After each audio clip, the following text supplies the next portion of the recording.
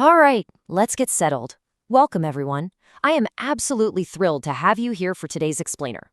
Think of this space as our own private lecture hall, where we get to unpack one of the most fascinating pieces of ancient literature ever passed down through the centuries. Today, we are diving into a primary document, a really profound ancient text, often referred to as the Vine of Eternal Connection. Now, as an ancient history professor, I always tell my students that if you really want to understand the ancient mind, you have to look at two things: what terrified them and what gave them hope. And this text, well, it is an absolute masterclass in providing a framework for both. The author actually hooks us right off the bat with a very powerful goal: overcoming the troubles of the world. Now, in antiquity, these troubles weren't just abstract philosophical anxieties. They were immediate, physical, and deeply societal stakes. We're talking disease, famine, political persecution, exile, everyday realities. This ancient manuscript addresses those very real fears head-on. It doesn't pretend the world is perfect. Actually, it offers a radical, systematic way to find survival and meaning despite the chaos. So, here is our syllabus for today's explainer. We're going to cover 1. Decoding the ancient metaphor, 2. The vine and branches, 3. The code of sacrificial love, 4. Surviving social rejection, and finally 5. Finding eternal peace. Let's jump right into section 1, decoding the ancient metaphor. Treating this text exactly as we would any essential primary document from antiquity, we have to look at the structural relationships it establishes from the very beginning. In a lot of ancient philosophies, the relationship is strictly dualistic, right? It's just the gods way up there and the mortals down here.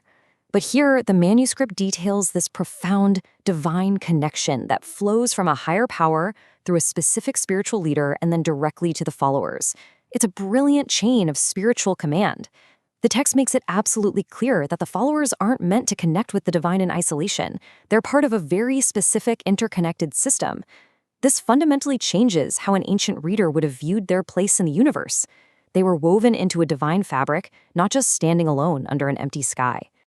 Moving right along to section 2, the vine and branches. Let's look at how this structural relationship builds upon the text's most famous and evocative imagery. We really have to remember that we're dealing with a deeply agrarian society here. When the author uses agricultural metaphors, they're speaking the everyday language of the people. The vine represents the divine connection and the spiritual leader, while the branches represent the followers. And this brilliantly illustrates the complete physical dependency of the followers. Think about it. A branch literally cannot survive, let alone produce anything, if it's severed from the vine. It has absolutely no independent source of life. By using this metaphor, the text powerfully communicates that the followers must draw all their sustenance, their identity, and their strength directly from this central spiritual leader. So the crucial point here is that remaining deeply rooted isn't merely some abstract idea.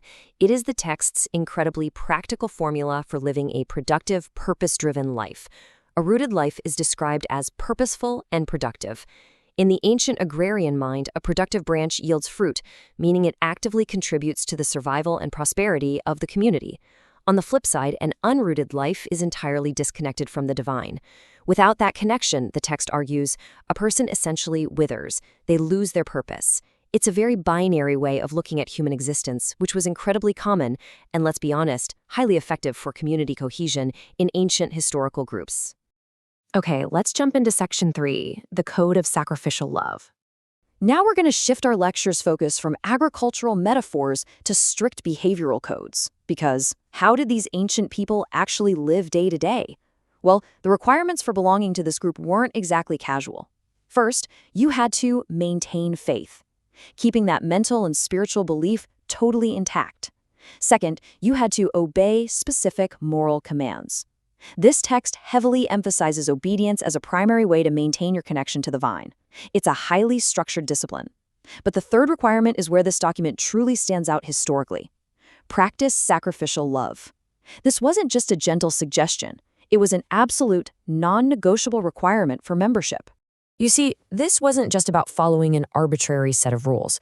The text places immense weight on the transformative power of sacrificial love. In antiquity, the idea of sacrificing yourself for others was mostly reserved for the battlefield, or, for the glory of the state. But this manuscript demands that everyday, ordinary followers practice a radical, self-giving love toward one another. This was the active nutrient flowing from the vine into the branches. It was exactly this type of active, sustaining love that held the community together.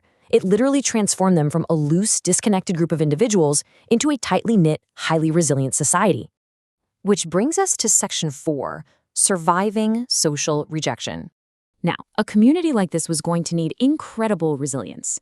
The manuscript doesn't just hand down rules, it actively prepares them for intense sociological adversity. I always love to point out the author's stark realism to my students right here. Followers are explicitly told they are going to face future hardships and that they will endure social rejection. If you were an ancient person aligning yourself with a new radical spiritual leader, you were practically guaranteed to be ostracized by mainstream culture.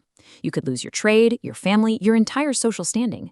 But alongside these incredibly heavy warnings, the text provides a massive psychological counterweight, the promise that a supporting spirit will arrive to guide believers. I really can't overstate the significance of this.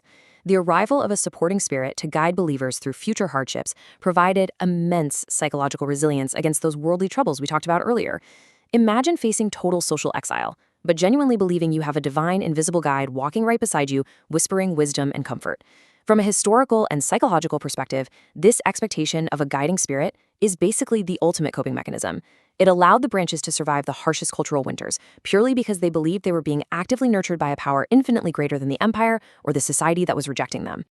Finally, let's look at Section 5, Finding Eternal Peace. So let's look at the end game. Why endure the strict rules? Why knowingly face social rejection? Well, it's because of the ultimate rewards of faith and obedience. By maintaining that divine relationship, the text promises the ultimate victory over the troubles of the world. First, experiencing inner peace, a calmness that completely defies your external circumstances. Second, achieving a profound sense of belonging. In a world that is actively rejecting you, you're promised an unshakable, secure place within this divine community. And finally, attaining an eternal home. The hardships of the current world are framed as just temporary, while the reward is permanent. It is a brilliant, masterful ancient framework. It offers structure through obedience, survival through sacrificial love, and ultimate hope through an eternal home. And that brings us to the end of our analysis today, but it leaves us with a profound question, one that totally transcends antiquity. In a modern world filled with its own unique troubles, where do we find our roots and our supporting spirit today? We might not live in the exact same agrarian society as those ancient readers, but the fundamental human need for deep connection, for clear purpose, and for a community built on sacrificial love hasn't changed one single bit. So what is the vine you're connected to? Think on that for a bit. Thank you so much for joining me in the lecture hall today for this explainer. Keep learning, keep questioning.